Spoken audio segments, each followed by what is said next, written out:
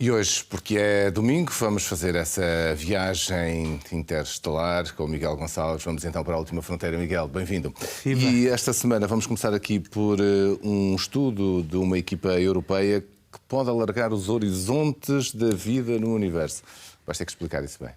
Sim, então vamos Não vais ficar toda a manhã a falar, mas verdade. Sim, vamos começar com algo que é um estudo assumidamente especulativo, muito especulativo, mas que não tem menos mérito por causa disso. Até porque, à medida que nós vamos conhecendo melhor exoplanetas, temos cada vez melhores modelos de computador que permitem perceber a evolução das atmosferas dos planetas e da água. Daí a questão da vida, porque a vida que nós conhecemos precisa de água. E, portanto, este é um estudo assinado por investigadores da Universidade de Berna e de Zurique, e que nos leva até ao mundo dos planetas que são maciços, mais maciços até que o nosso próprio planeta, e que tenham aquilo que chamam atmosferas primordiais. O que é que isso quer dizer? Quer dizer que quando os planetas nascem, geralmente a sua primeira atmosfera é uma atmosfera muito parecida com aquilo que constitui a própria estrela, ou seja, hidrogênio e hélio. Consoante a massa do planeta, consoante a sua evolução, ele pode perder essa atmosfera com esses constituintes. Aconteceu com a Terra. A primeira atmosfera da Terra é de hidrogênio e hélio e depois, fruto da natural evolução do nosso planeta e o aparecimento da vida, a nossa atmosfera transformou-se. Ainda bem para nós, porque nós não conseguimos viver com uma atmosfera de hidrogênio e hélio. Mas, de facto, planetas maciços conseguem reter esta atmosfera primordial. Nós vemos isso, por exemplo, em Júpiter e Saturno e outros planetas que já sabemos dos 5.000 que existem fora do nosso sistema solar. E então o que é que diz este estudo? Diz então precisamente isso. Diz que é um estudo muito completo porque analisa não só as componentes da atmosfera, mas também a radiação que esses planetas sofrem por parte das suas estrelas, e tem em conta também planetas que estejam muito próximos das suas estrelas, mas também um outro fator muito importante, Daniel, que é o calor interno dos planetas. Os planetas têm calor interno, de facto.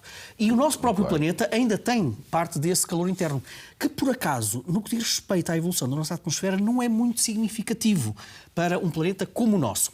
Mas planetas deste tipo, mais maciços, que ainda têm a atmosfera primordial de hidrogênio e hélio, os resultados são fabulosos. E dizem o seguinte: diz o modelo que em muitos destes planetas a atmosfera é destruída pela radiação da estrela, mas nos que conseguem sobreviver, nos que conseguem manter essa atmosfera, a água líquida tem condições para existir durante dezenas de milhares de milhões de anos.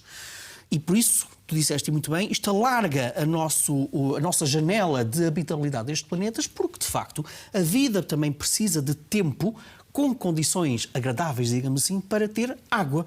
E, portanto, este estudo diz que, se a atmosfera persistir, sim, consegue ter água líquida. E agora o segundo ponto muito interessante deste estudo. Nestes planetas que então conseguem ter essa atmosfera, o calor interno, se conseguir chegar à superfície, é suficiente para ter água, para manter a água no estado líquido. Ou seja, diz este estudo que nem sequer precisa do contributo da estrela para que o planeta aqueça, de modo a ter água líquida à superfície. Isto é muito interessante. Isto é muito interessante mesmo. Isto é muito interessante. E daí os cientistas também dizerem que é especulativo, porque nós precisamos fazer mais estudos sobre isso. Isto abre a porta para um conjunto de planetas que nós não estávamos propriamente à espera que pudessem ter vida. Nomeadamente, vida quer dizer água líquida à superfície. Nomeadamente, olha, aquilo que chamam os planetas vagabundos. Ou seja, planetas que nós sabemos que, dizem os modelos teóricos, podem existir milhares de milhões de planetas que vagueiam pela Via Láctea, que não estão ligados gravitacionalmente a nenhuma estrela, e diz este estudo que, se forem suficientemente maciços, se ainda tiverem a atmosfera primordial, podem ter água líquida à superfície porque o calor interno é suficiente para o aquecer. E, portanto, não precisa de nenhuma estrela. É um estudo absolutamente notável, mas repito, muito especulativo. Muito. Olhemos para algo que conhecemos melhor, Lua e Marte, para já. Vamos começar com Marte e vamos continuar na senda da vida, na questão da procura de vida. E tu sabes muito bem que Marte é muito provocador a esse nível. E então é um estudo da NASA e que diz o seguinte: nós temos vários rovers à superfície de Marte, já tivemos no passado, temos agora também. Um deles é o que está neste momento melhor equipado para procurar esses registros fósseis de eventual vida em Marte, que é o caso do Perseverance. Mas agora a NASA vem dar aqui algumas más notícias, porque diz o seguinte: nós se calhar estamos a procurar mal a vida ou eventual vida em Marte. E porquê? Porque este estudo diz o seguinte: quando nós olhamos para a atmosfera de Marte, ela é extraordinariamente fina. Tem apenas 1% de densidade da nossa atmosfera à superfície. E, portanto, está muito sujeita à radiação cósmica. Venha do Sol, por exemplo, que entra facilmente ali pela atmosfera e consegue quase esterilizar a superfície, mas também a radiação fora do nosso próprio sistema solar. Os cientistas já sabiam disso. Que, de facto, à superfície seria muito difícil encontrar vida, pelo menos vida presentemente, porque é esterilizada. A expectativa era em tentar encontrar um bocadinho por baixo da superfície, e daí tantas estas que nós vimos há bocado, as tentativas de perfurar a superfície de Marte. A expectativa era encontrar esses fósseis um bocadinho por baixo da superfície de Marte. Mas este estudo diz o seguinte: nós só estamos a perfurar cerca de alguns centímetros abaixo da superfície de Marte. E este estudo diz que, quando olhamos para a radiação que sofre aquela superfície, nós teríamos que escavar pelo menos até 2 metros de profundidade para, de facto, encontrarmos eventuais provas, presente ou do passado, de vida em Marte. Só a essa distância é que nós temos uma distância de segurança, digamos assim, quando temos em consideração a radiação que assola a superfície de Marte. E eles fizeram essa experiência como? Olha, modelando precisamente aquilo que acontece na superfície de Marte em laboratórios na Terra. Ou seja, juntaram uma espécie de simulante de terreno marciano, aminoácidos, que, como tu sabes, são os precursores da própria vida, e depois tiraram uma grande quantidade de radiação, como a simular a radiação que a superfície de Marte recebe. E então, que resultado é que chegaram? Chegaram ao resultado que diz o seguinte: aqueles aminoácidos são facilmente destruídos em apenas 10 milhões de anos. 10 milhões de anos à escala geológica é muito pouco, devido a esta radiação que a superfície de Marte recebe. Portanto, se quisermos descobrir vida, temos que perfurar um bocadinho mais. E tu disseste muito bem que também temos notícias da Lua, porque foi uma missão que partiu esta semana que agora termina e que foi muito pouco revelada, muito pouco sabida, Daniel, e eu acho que é importante. Chama-se Cislunar Autonomous Positioning System Technology Operation and Navigation Experiment. Bom, vamos chamá-la de Capstone. Essas são as imagens que estamos a ver.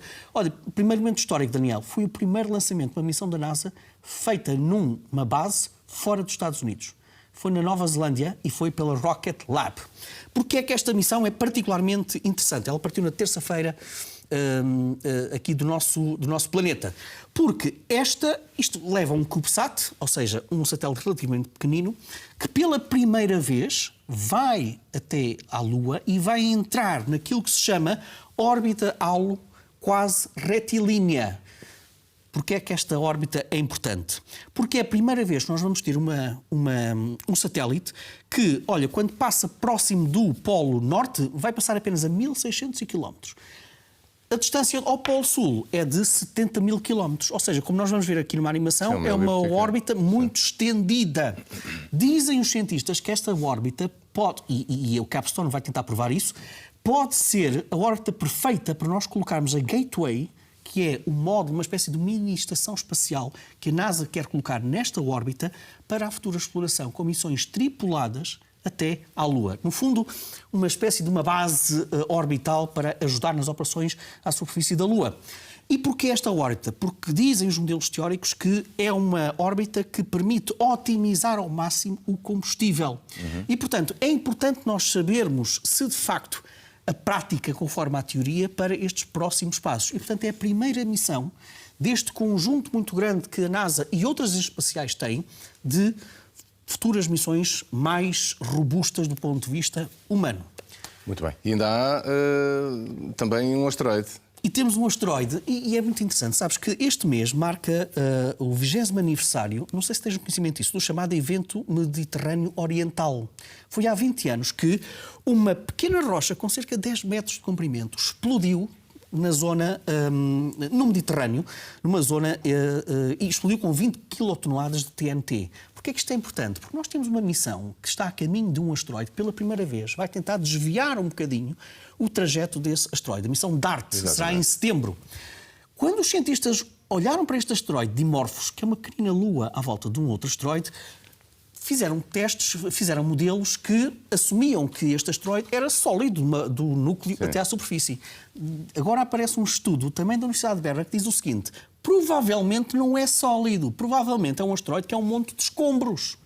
E, portanto, é muito menos denso que aquilo que nós estávamos à espera. E, portanto, diz este estudo que quando aquela pequena satélite, quando aquela pequena máquina da humanidade colidir com aquele asteroide, em vez de nós termos uma pequenina alteração na órbita, pode acontecer algo muito mais trágico, obviamente, para o próprio asteroide, que é, ele pode ficar deformado de maneira que nós não estávamos à espera e vai ter uma alteração na órbita muito mais acentuada do que aquilo que nós estávamos à espera. Calma, Daniel, vamos sossegar os nossos telespectadores, não há nenhum problema para a Terra, mas isto mostra apenas como cada asteroide tem uma história, tem uma densidade e isso tem implicações no seu futuro. Vamos lá ver. E para terminar, hoje traz-nos aí também 4 livros de sugestão. É verdade. Olha, vamos começar com uma novidade da Bertrand, A Crise dos Insetos, de Oliver Milman, a queda dos pequenos impérios que fazem o mundo girar. E, olha, isto é um grito de alerta por parte dos cientistas que dizem que 3/4 das espécies animais conhecidas no planeta são de insectos. E há zonas do nosso planeta em que a população caiu até perto dos 90%. Dizem os cientistas que os efeitos que isto pode criar no nosso próprio ambiente é comparável às alterações climáticas. Portanto, é um grito de alerta por parte dos cientistas.